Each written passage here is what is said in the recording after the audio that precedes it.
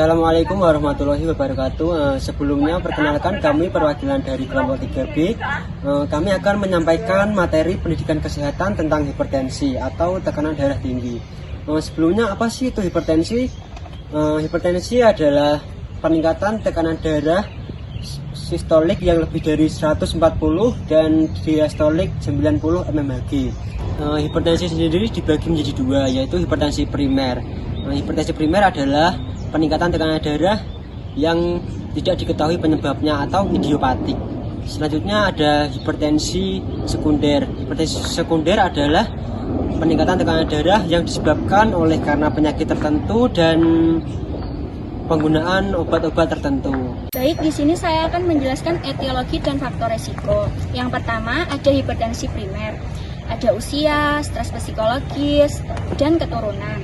Dan yang kedua ada hipertensi sekunder. Yang pertama gaya hidup seperti merokok, kurangnya aktivitas, pola makan tidak sehat. Yang kedua akibat penyakit lainnya seperti penyakit ginjal, penyakit tumor. Dan yang ketiga ada penggunaan alkohol dan penggunaan obat-obatan. Untuk selanjutnya ada faktor penyebab lainnya yaitu umur, ras, suku, urbanisasi, geografis, dan jenis kelamin. Selanjutnya klasifikasi penyakit hipertensi. Klasifikasi penyakit hipertensi dibagi menjadi beberapa kategori. Yang pertama optimal. Untuk tekanan optimal sistolnya yaitu kurang dari 120 mmHg dan untuk tekanan diastolnya yaitu kurang dari 80 mmHg. Untuk yang kedua normal. Untuk tekanan normalnya sistolik yaitu 120 sampai 139 mmHg dan untuk tekanan diastoliknya yaitu 80 sampai 84 mmHg. Untuk selanjutnya yaitu kategori Higgs normal yaitu tekanan sistoliknya yaitu 130 sampai 139 mmHg dan untuk tekanan diastoliknya yaitu 85 sampai 89 mmHg.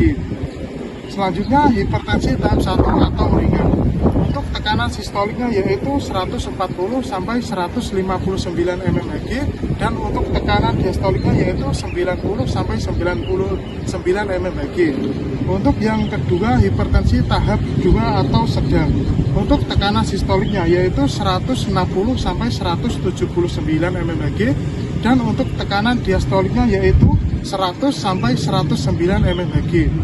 Selanjutnya hipertensi tahap 3 atau berat. Untuk tekanan sistoliknya yaitu 180 sampai 209 mmHg dan untuk tekanan diastoliknya yaitu 100 sampai 119 mmHg.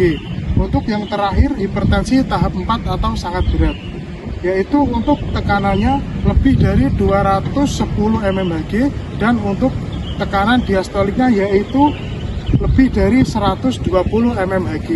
Saya akan menjelaskan tentang tanda dan gejala hipertensi.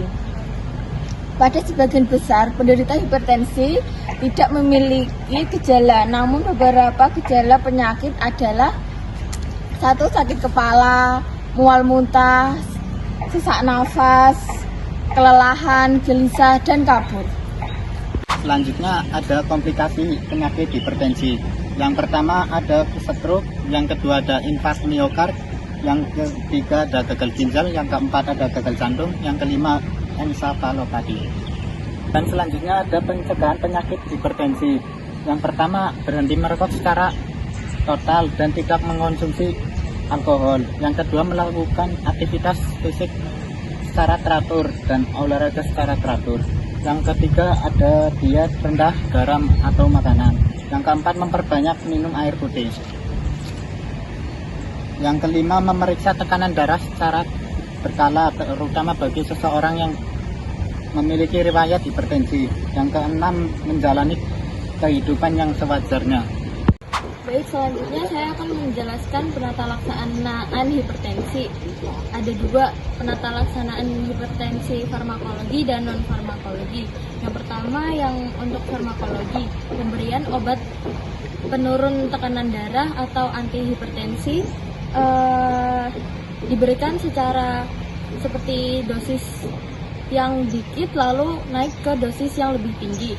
Selanjutnya obat-obat yang bisa digunakan untuk penderita hipertensi adalah diuretik seperti diuretik, beta blocker, lalu angiotensin reseptor.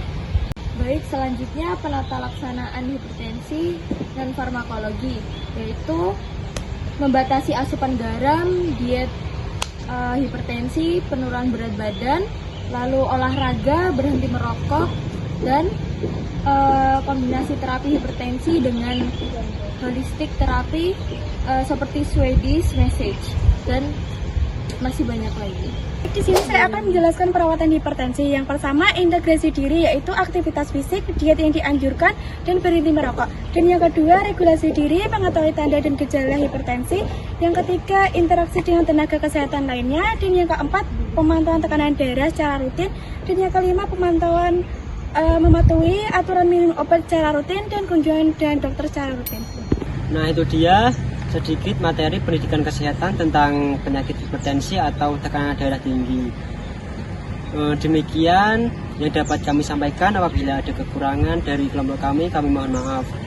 Akhir kata, wassalamualaikum warahmatullahi wabarakatuh.